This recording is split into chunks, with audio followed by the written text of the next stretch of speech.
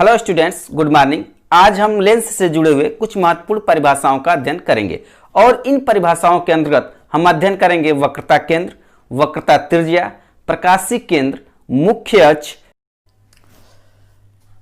आइए पढ़ें वक्रता केंद्र यानी लेंस की वक्रता केंद्र यानी सेंटर ऑफ कर्वेचर।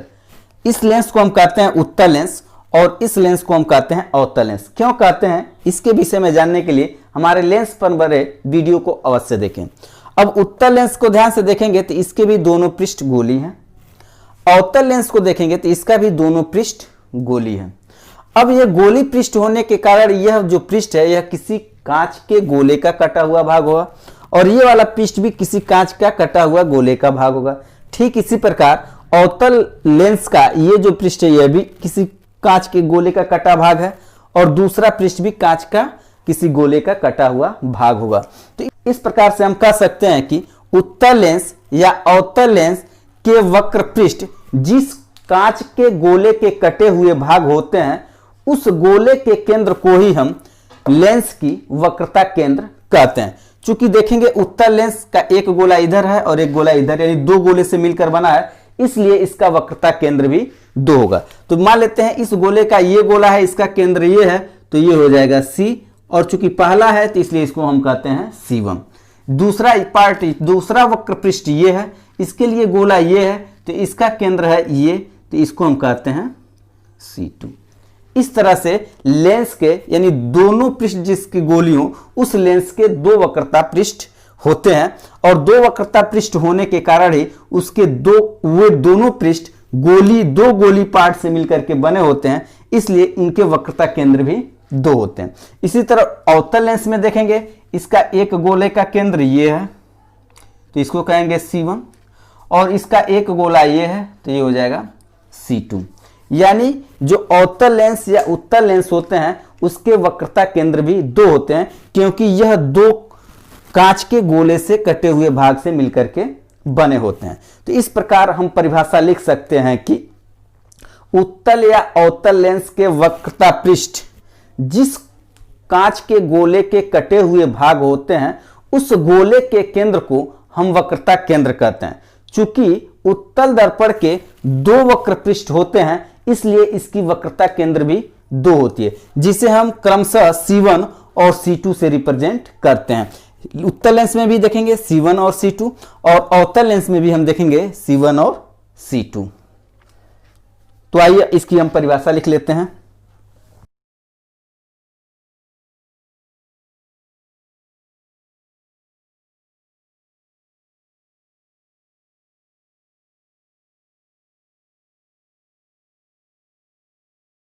अब हम वक्रता केंद्र की परिभाषा को ध्यान से एक बार और देख लेते हैं।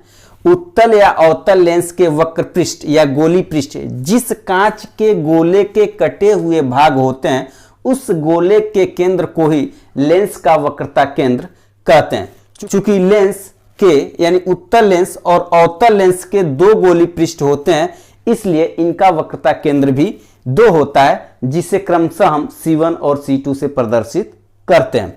अभी हमने C1 C2 यानी वक्रता केंद्र पढ़ा और हमने ये जाना कि किसी भी लेंस का, चाहे वो उत्तल लेंस हो या फिर अवतल लेंस हो, उसके दो वक्रता केंद्र होते हैं जिसे हम C1 और C2 कहते हैं।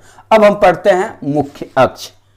किसी भी लेंस के दोनों वक्रता केंद्र से होकर जाने वाली काल्पनिक और सीधी रेखा को हम मुख्य अक्ष यानी प्रिंसिपल एक्सिस कहते हैं। देखिए कैसे।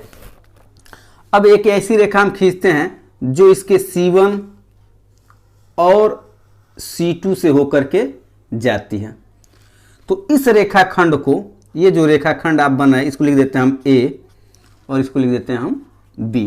इस AB रेखा को हम मुख्य अक्ष कहेंगे। इसी तरह अवतल लेंस में आइए तो इसका एक प्रकाशीय केंद्र ये है C1 और एक दूसरी प्रकाशीय केंद्र है C2। अब इन दोनों रेखाओं को मिलाने वाली सीधी और काल्पनिक रेखा को ही हम मुख्य अक्ष कहते हैं। तो आइए अब हम इसकी परिभाषा लिख लेते हैं।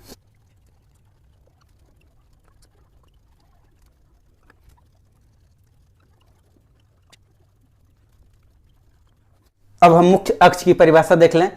किसी लेंस के दोनों वक्रता केंद्रों से होकर जाने वाली काल्पनिक और सीधी रेखा को हम मुख्य अक्ष कहते हैं। जैसे चित्र में ए बी रेखाखंड है और इस चित्र में भी ए बी रेखाखंड है, यानी अवतल लेंस का जो मुख्य प्रिंसिपल एक्सिस यानी मुख्य अक्ष है वो ए बी रेखाखंड है, और अवतल लेंस का भी जो प्रिंसिपल एक्सिस यानी मुख्य अक्ष है वह ए बी रेखाखंड है।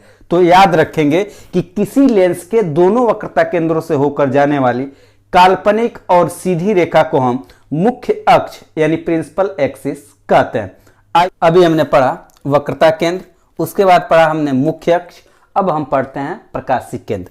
अब प्रकाशिक केंद्र को समझने के लिए हम लेंस को देखेंगे, दोनों लेंस को ध्यान से देखिए। अब देखेंगे इसकी परिभाषा क्या होती है। हम चूंकि प्रकाशिक केंद्र की जो परिभाषा देंगे वह पतले लेंस के लिए देंगे, क्योंकि हमको बहुत ही पतला लेंस पढ़ना है। तो देखेंगे लेंस के अंदर, ध्यान से देखेंगे, लेंस के अंदर मुख्य अक्ष पर स्थित वह बिंदु जिससे होकर जाने वाली किरणें सीधी निकल जाती हैं, तो उस बिंदु को हम लेंस का प्रकाशिक केंद्र कहते हैं। अर्थात ऐसे समझ लें कि लेंस के अंदर मुख्य अक्ष पर स्थित वह बिंदु जिससे होकर जाने वाली आपतित किरण अपवर्तन के बाद सीधे निकल जाती है, तो उस बिंदु को हम प्रकाशिक केंद्र यानी ऑप्टिकल सेंटर कहते हैं, और उसे हम ओ से रिप्रेजेंट करते हैं। यानी अगर एक रेखा ऐसे आएगी, देखिए, और इस बिंदु से आएगी जब, तो वो सीधे निकल जाएगी ऐसे, तो ये जो बिंदु होगा इस बिंदु को हम कहेंगे ऑप्टिकल सेंटर, जिसको हम ओ से रिप्रेजेंट करेंगे।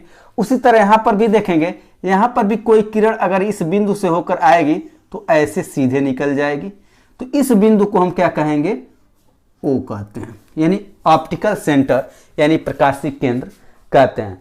तो यह परिभाषा हम याद रखेंगे कि पतले लेंस के लिए जो प्रकाशिक केंद्र की परिभाषा होती है क्या होती है कि लेंस के अंदर मुख्य अक्ष पर स्थित वह बिंदु जिससे होकर जाने वाली आपतित किरण अपवर्तन के बाद सीधे निकल जाती है, तो उस बिंदु को हम प्रकाशिक केंद्र यानी ऑप्टिकल सेंटर कहते हैं। आइए इसकी परिभाषा लिख लेते हैं।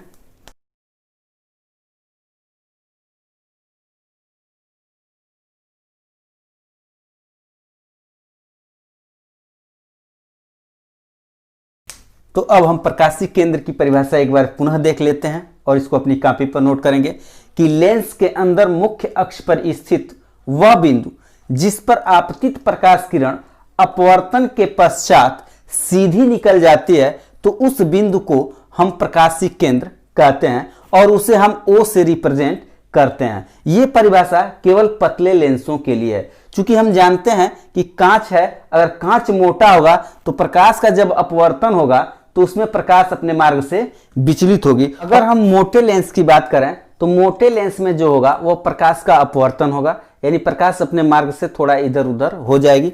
तो उस स्थिति में क्या होगा, ये फिगर देखें, अगर लेंस आपका मोटा है तो प्रकाश की किरण जाएगी, फिर अभिलंब की ओर जाएगी और फिर अवलंब से दूर जाएगी। तो मोटे लेंस के लिए थोड़ी सी परिभाषा बदल जाती है। क्या होती है कि लेंस के अंदर मुख्य अक्ष पर स्थित वह बिंदु जिससे होकर जाने वाली किरण अपवर्तन के बाद आपतित किरण के समांतर हो जाती है, तो जिस बिंदु पर वह आपतित किरण मुख्य अक्ष को काटती है वह बिंदु जो होता है आपका प्रकाशिक केंद्र कहलाता है। यानी आपका ये वाला बिंदु आपका क्या कहलाएगा, प्रकाशिक केंद्र यानी ओ कहलाएगा। देखेंगे ये प्रकाश किरण ऐसे चली, फिर इधर मुड़ी और फिर अपवर्तन होकर के इधर हुई, और आपतित किरण को हम आगे बढ़ाते हैं तो पाते हैं कि यह अपवर्तित किरण के समांतर है।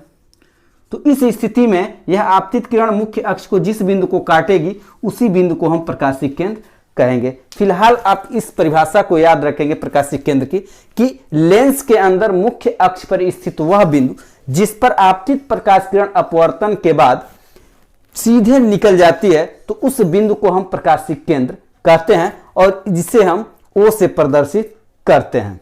लेंस का द्वारक यानी अपर्चर ऑफ लेंस, यानी जिसको हम सिर्फ द्वारक देखेंगे, किसी लेंस के वृत्ताकार रूपरेखा की जो प्रभावी व्यास होता है उसी को हम लेंस का द्वारक यानी अपर्चर कहते हैं। जैसे यहां पर हम इधर कर दें यम और इसको हम कर दें यन, यहां पर भी हम कर दें यम और इसको कर दें यन, तो ये जो प्रभावी व्यास है इसी को हम लेंस का द्वारक कहते हैं। याद रखेंगे, किसी भी लेंस के वृत्ताकार रूपरेखा के प्रभावी जो व्यास होता है उसी को हम लेंस का द्वारक कहते हैं। तो आइए इसकी परिभाषा लिख लेते हैं।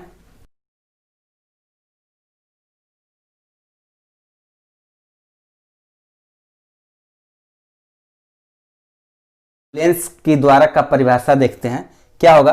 किसी गोली लेंस की वृत्ताकार रूपरेखा का जो प्रभावी व्यास होता है वही लेंस का द्वारक कहलाता है। यानी इस लेंस का जो ये प्रभावी व्यास क्या है, यम और यन, ये सबसे ज्यादा है, तो इसलिए यम और यन को हम क्या कहेंगे, द्वारक कहेंगे। यहां पर भी देखेंगे ये वाला सबसे लांग वाला यम और यन है, इसको हम दर्पण का द्वारक कहते हैं।